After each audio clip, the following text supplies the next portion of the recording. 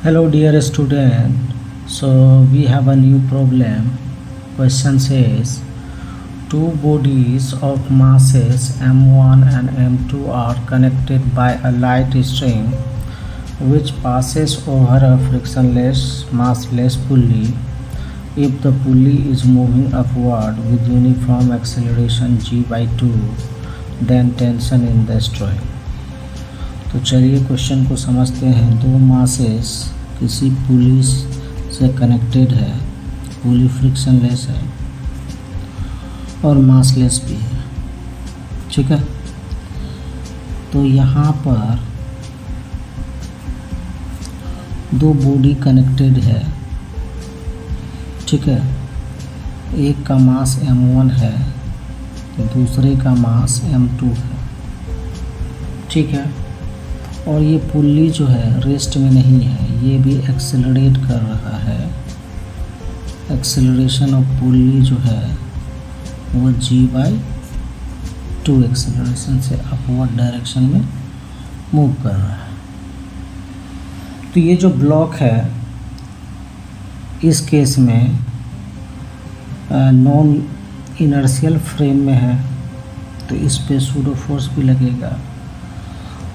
तो चलते हैं हम लोग इस स्ट्रिंग के अंदर में टेंशन कितना होगा वो निकालने के लिए, क्योंकि सेम स्ट्रिंग है पुली के ऊपर, तो दोनों जगह पर टेंशन सेम रहेगा, ठीक है।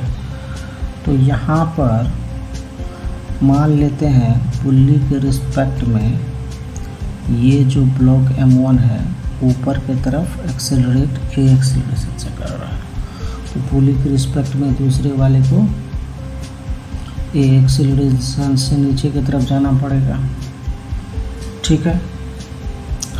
अब सूडो फोर्स की बात कर लें। इस पर टोटल फोर्स कितना होगा m1 पर, तो उसकी बात कर लें। तो इसका टोटल मास वेट हो जाएगा mg नीचे की तरफ, m1 g नीचे की तरफ, और स्ट्रिंग में टेंशन t ऑब्जेक्ट से दूर, तो ये t जो होगा ऊपर की तरफ t होगा, ठीक। और सूडो फोर्स किधर लगेगा, क्योंकि फ्रेम ऊपर की तरफ जा रहा है, तो ऑब्जेक्ट जो है m1 उसको सूडो फोर्स नीचे की तरफ लगेगा। और सूडो फोर्स क्या होता है, F = होता है mass into acceleration of frame, ठीक है। तो फ्रेम का एक्सीलरेशन तो g/2 है, और मास कितना ऑब्जेक्ट का जो उस फ्रेम में है m1 मास है, तो m1 g/2 सूडो फोर्स हो गया।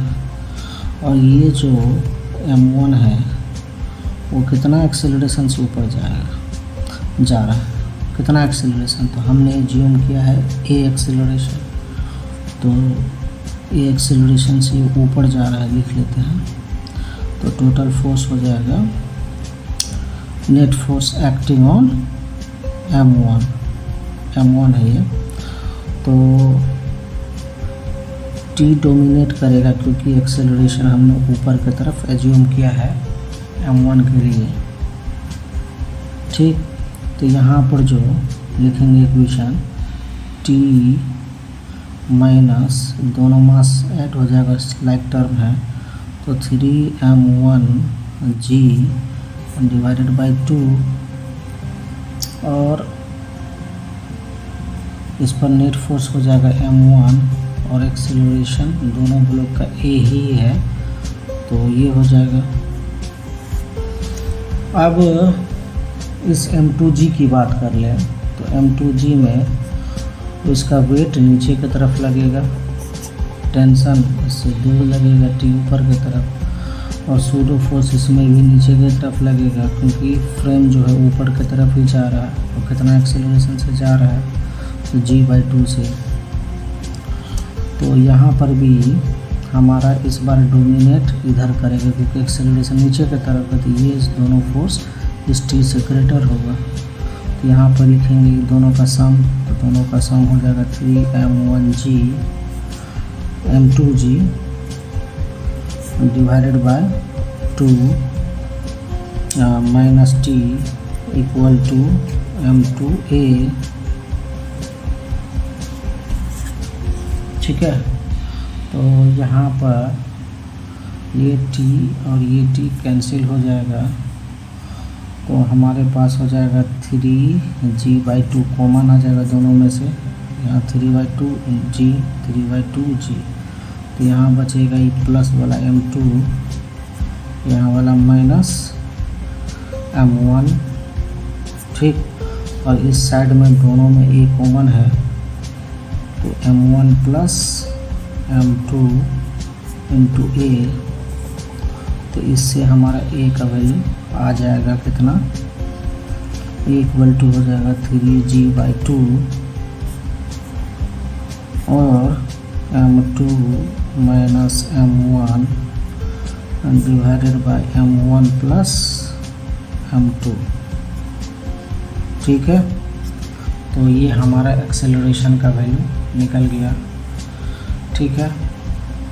तो अब जो है हमको टेंशन निकल जाएगा पहला इक्वेशन से T से, तो फ्रॉम इक्वेशन 1 T जो हो जाएगा यहाँ से, तो 3M1G उस साइड चला जाएगा, तो T = यहाँ लिख लेते हैं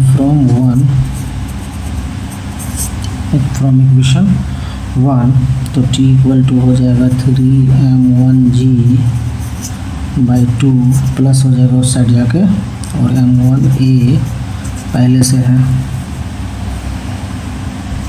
ठीक है। तो A का वैल्यू यहाँ से डालेंगे, तो ये हो जाएगा 3M1G/2 प्लस M1, और ये सारा वैल्यू डालना पड़ेगा, तो छोटा करके लिख लेते हैं ताकि इसमें आ जाए 3G/2 M2 minus M1 divided by M1 plus M2, ठीक है। ब्रैकेट क्लोज कर लेते हैं इसी तरह से। तो यहाँ पर जो है हमारा 3G/2 है, यहाँ भी 3G/2 है, तो इसको बाहर ले लेते हैं ताकि छोटा हो जाए इक्वेशन। 3G/2 कॉमन ले लेंगे, तो यहाँ सिर्फ क्या बचेगा, और M1 भी तो दोनों में, तो M1 भी ले लेते हैं। यहाँ पर कुछ नहीं बचा, सिर्फ 1 बचा, यहाँ भी 3M1G/2 निकल गया, तो सिर्फ बचा क्या, M2 minus M1 divided by M1 plus M2, इसको कैलकुलेट करते हैं, तो 3/2 M1G अब लिख लेते हैं, और यहाँ पर M1 plus M2 plus M2 minus M1 divided by M1 plus M2, ठीक है। तो ब्रैकेट ले लिए, तो ये माइनस M1 और प्लस M1 कट जाएगा, तो हमारे पास हो जाएगा 3M1G/2 into M2 divided by M1 plus M2, ये 2 कैंसिल हो जाएगा, तो हमारे पास रिजल्ट जो आ रहा है 3M1M2 3M1M2G divided by M1 plus M2। तो आप भी मेरे साथ साथ इसका अगर कैलकुलेशन करेंगे तो आपका आंसर आ जाएगा और क्वेश्चन समझ में भी आ जाएगा। तो चलिए किसी और वीडियो के साथ मिलते हैं, और फिर से मेरा रिक्वेस्ट है जो पहली बार मेरे चैनल पे आते हैं तो वो मेरे चैनल को सब्सक्राइब भी करें, ताकि ऐसे वीडियोस आपको डायरेक्टली मिल जाए, ठीक है। Thank you for watching, see you in another.